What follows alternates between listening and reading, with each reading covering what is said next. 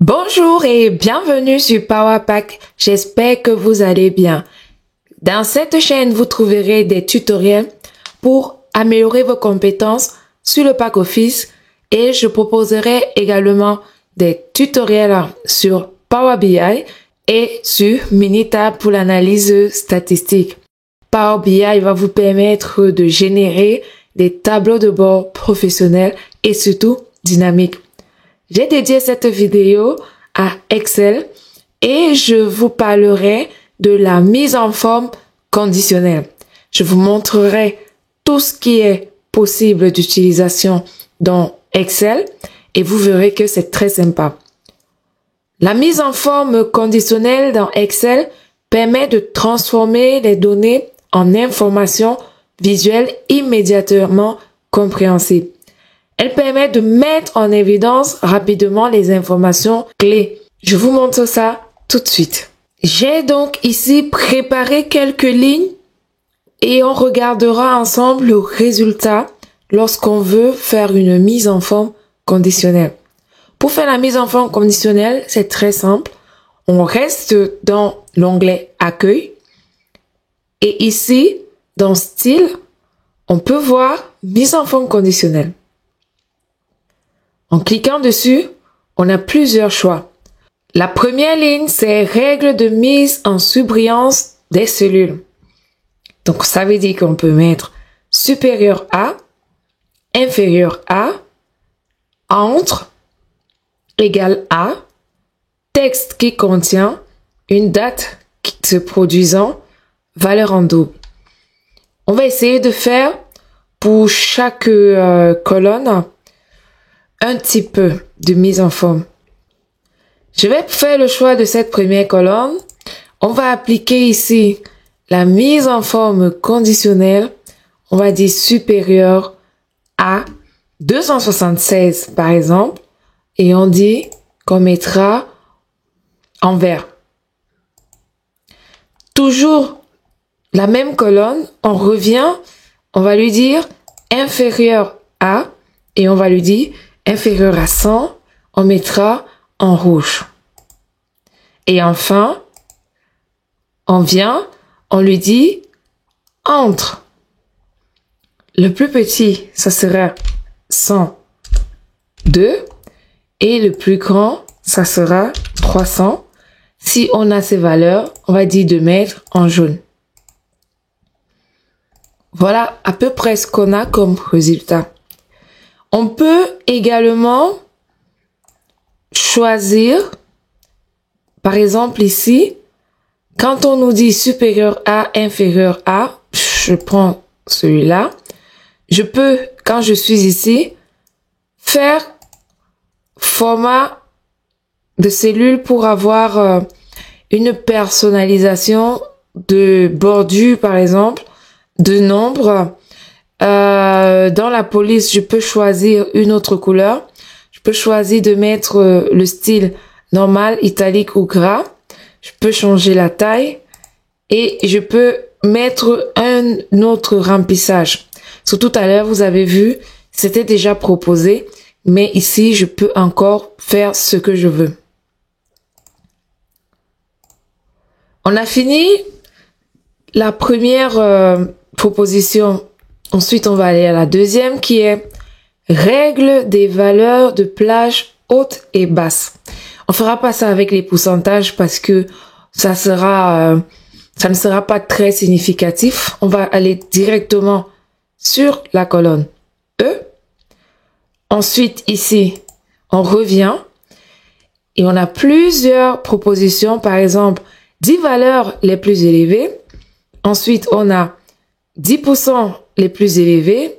Il prend toujours, il compare toujours dans la plage de l'échantillon. Donc, si on a un échantillon, par exemple, de 10, il prendra les 10 et c'est par rapport à ces 10 qui fera le découpage. On a les 10 valeurs les moins élevées et ainsi de suite.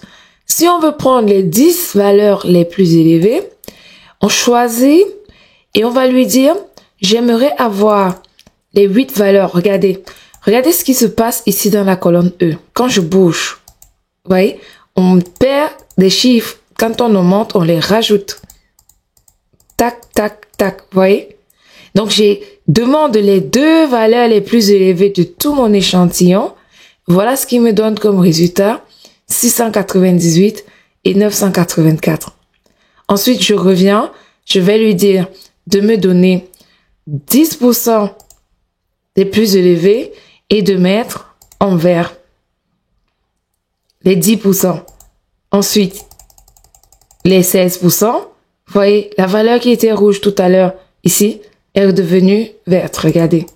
Voilà, on a rouge et on a vert.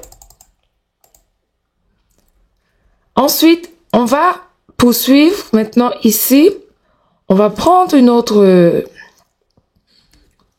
option et on va demander l'option de dégradé. Dans les dégradés, on peut faire la barre de données bleu, vert ou rouge. On peut demander un remplissage uni. On va commencer par le dégradé et on va prendre celui-là.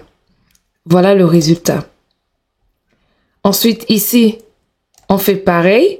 On revient et comme on a d'abord pris les dégradés, on va prendre ici le remplissage et cette couleur.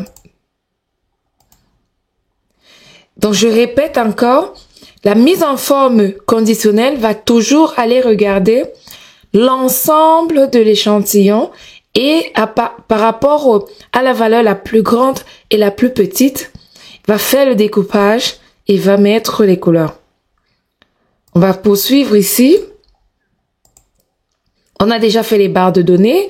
On va faire maintenant les nuances de couleurs. Nuances de couleurs, c'est pareil. Donc là, je choisis cette nuance de couleur. Et voilà ce que ça donne. Donc les valeurs les plus hautes sont vertes et les valeurs les plus basses, plus on descend, plus on change de couleur. Là, on est vert, mais pas trop. C'est vert pistache, je pense. Et ainsi de suite. Ensuite, dans la colonne H, on va aller chercher, on a déjà fait les nuances, on va chercher ici les icônes. Donc en icône, on peut choisir ça, par exemple. Et ici, enfin, on peut récupérer les drapeaux ou alors les feux de circulation. Donc, on va prendre les drapeaux. Voilà ce que je pouvais vous montrer ici dans l'utilisation de la mise en forme conditionnelle. Avant de vous quitter, je vais vous montrer déjà comment vous pouvez modifier ou alors supprimer une mise en forme conditionnelle. Il suffit d'aller ici dans mise en forme conditionnelle et dans gérer les règles. Là, pour l'instant, vous voyez qu'on n'a aucune règle, c'est normal parce qu'on est ici dans la cellule L15. Donc, pour avoir la mise en forme conditionnelle, si je prends par exemple cette sélection, je reviens dans mise en forme conditionnelle, gérer les règles, j'ai toutes mes règles qui sont là et je peux décider si je veux de supprimer, par exemple ici, je fais appliquer. Ça s'est supprimé dans la colonne E. Je peux choisir également de supprimer ici et je fais appliquer. On voit qu'ici dans la colonne C et ainsi de suite. Voilà, je supprime, j'applique. Je peux également choisir de modifier la règle. Si je modifie la règle, je peux choisir une autre couleur par exemple, si je veux. Appliquer. Et vous voyez que ici en F, ce n'est plus violet, c'est bleu. Voilà, c'est ce que je voulais vous montrer ici dans cette vidéo sur comment mettre des règles de mise en forme conditionnelle pour rendre le visuel plus agréable et surtout professionnel et pour pouvoir mettre en surbrillance les informations qui nous intéressent. J'espère que tu as appris quelque chose dans cette vidéo. N'hésite pas à laisser un commentaire pour pouvoir poser tes questions ou tout simplement partager une expérience avec nous. N'hésite pas à aimer la vidéo, à partager, à t'abonner et à activer la cloche de notification pour ne rien manquer sur la chaîne Power Pack. Je te dis de rester en santé et je te retrouve très bientôt.